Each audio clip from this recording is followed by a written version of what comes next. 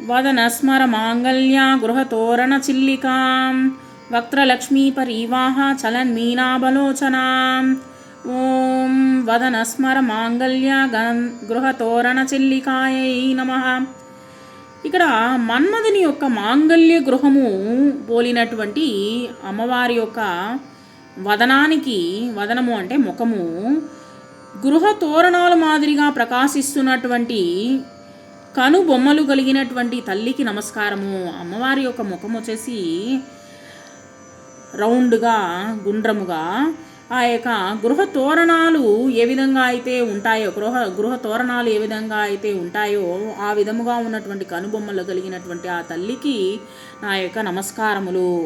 ఓం వక్త్రలక్ష్మీ పరివాహ చలన్మీనాబలోచనాయై నమః.